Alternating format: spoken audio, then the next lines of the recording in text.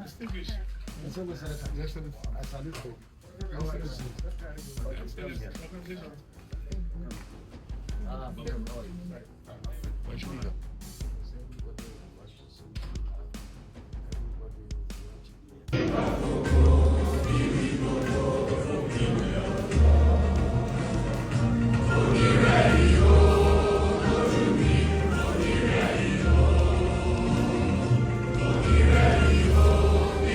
It is over for President Tinubu.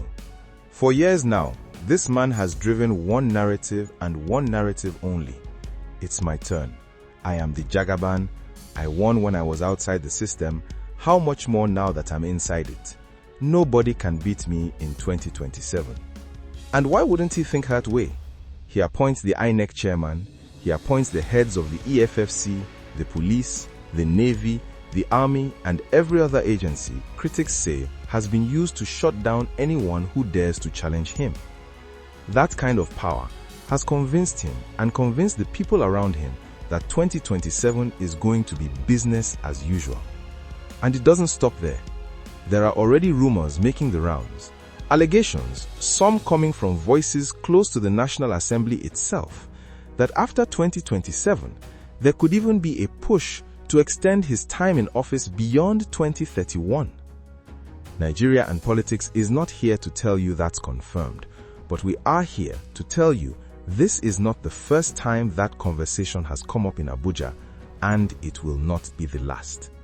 But stay till the very end of this video, because what the opposition parties are now quietly planning may end up being the final sword that cuts through the TINUBU APC grip on power in 2027. Subscribe to Nigeria and Politics and follow this page whether you're watching from Facebook or Instagram, because here we bring you the latest political news, raw, unfiltered, and timely. And you know what? We are fearless. We give you the details every other channel or page is too scared to report. Subscribe now. Like this video. Let's get into it. Nigeria and Politics needs you to understand something before we go any further. Tinubu's confidence isn't coming from nowhere.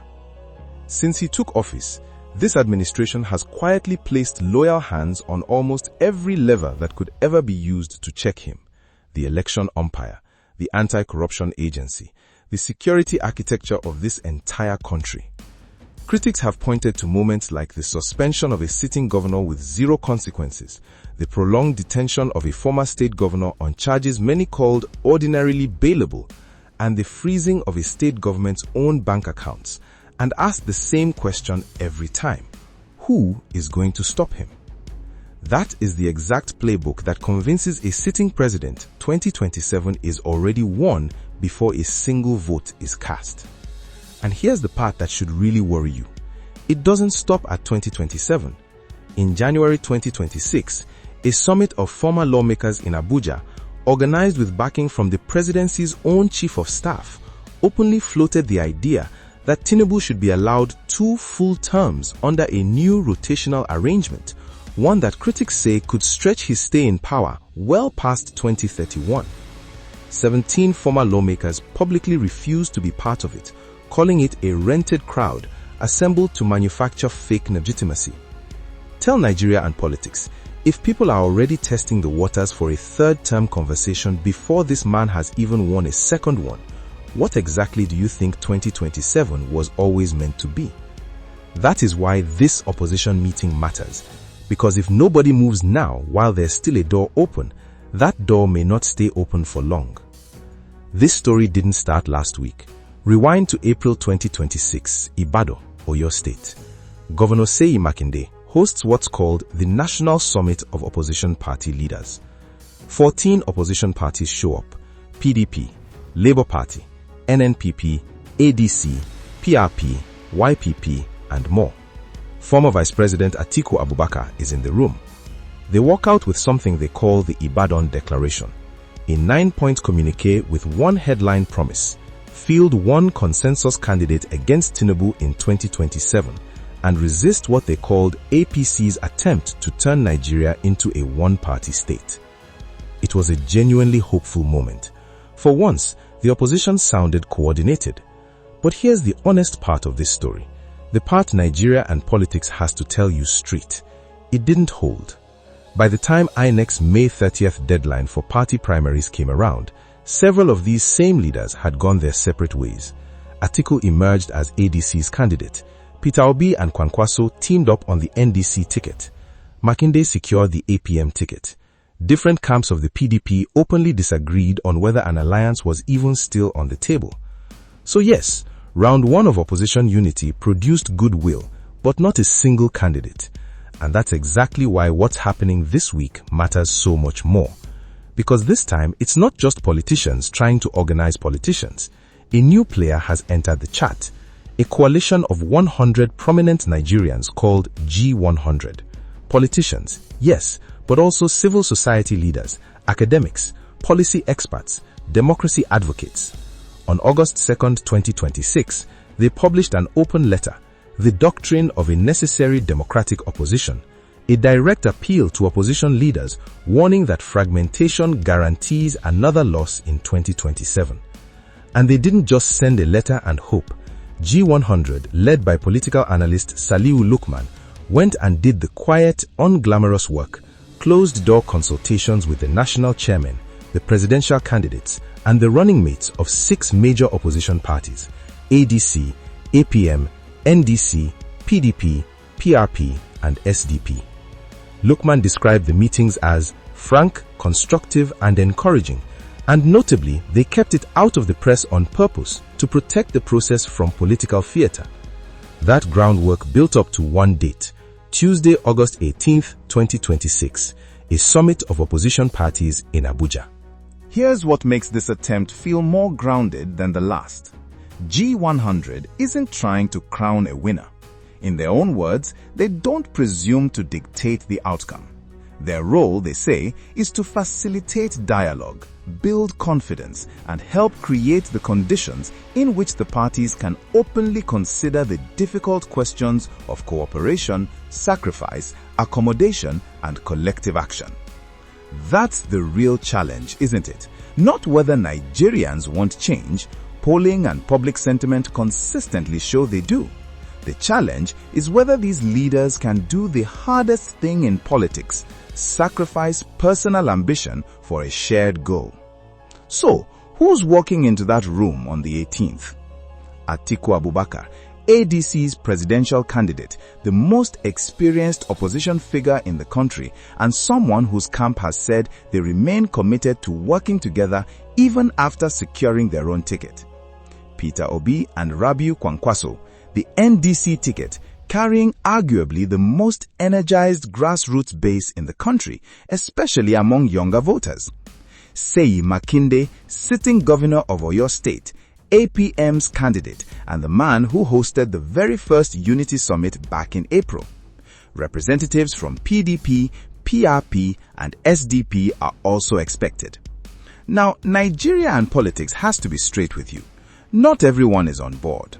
The near-some Wike-backed PDP faction has ruled out an alliance. Labour Party and Accord have distanced themselves from a single candidate plan. And unsurprisingly, the ruling APC has publicly dismissed the whole effort, their spokesperson calling it dead on arrival. But here's why this is still worth watching closely. Even the skeptics aren't saying unity is impossible. They're negotiating over how, not if. The NDC spokesperson put it well, saying any merger has to center on the strongest and most popular candidate. That's not rejection. That's the actual hard conversation finally starting. Now, Nigerian politics has to give you the full gist, not just one side, because that's how we stay fearless and fair. The APC is not shaking. Their spokesperson has openly called this whole opposition alliance dead on arrival, insisting none of the candidates on the INEC portal can match TINUBU. And it's not just the ruling party talking. Even some opposition-friendly commentators have pushed back, arguing that Atiku and Obi's real strategy has always been to attack Tinubu's legitimacy rather than simply beat him at the ballot box, and that Nigerians deserve to decide this at the polls, not through political maneuvering. Tell Nigerian politics, is that a fair point, Or is that exactly the kind of narrative Aso Rock wants you to believe while the real plan is already in motion?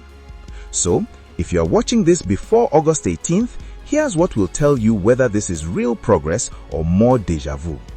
1. Does a concrete framework emerge? Not another vague communique, but an actual timeline and method for choosing a single candidate. Primaries? Polling? A council of elders deciding? That mechanism is everything. 2.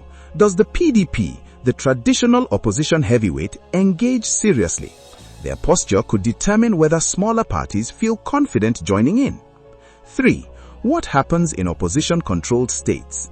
Governors like Makinde in Oyo aren't just candidates, they are potential engine rooms with real political machinery behind any alliance. Nigerians have every right to be skeptical after round 1 fell apart, but there's something different in the air this time.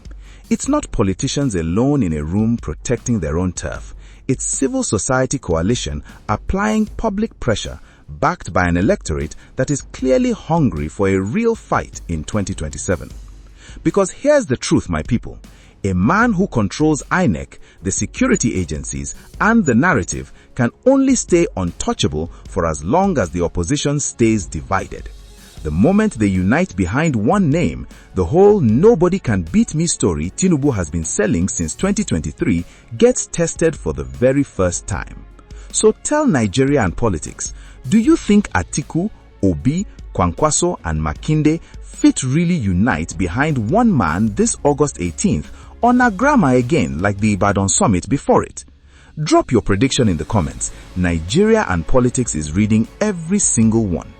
If this video opened your eyes to what is really happening in this country, hit that like button, subscribe if you are not already family, and follow this page whether you're on Facebook or Instagram, because when the gist drops from Abuja this Tuesday, we will be the first to bring it to you, raw and unfiltered, the way every other page is too scared to. See you in the next one.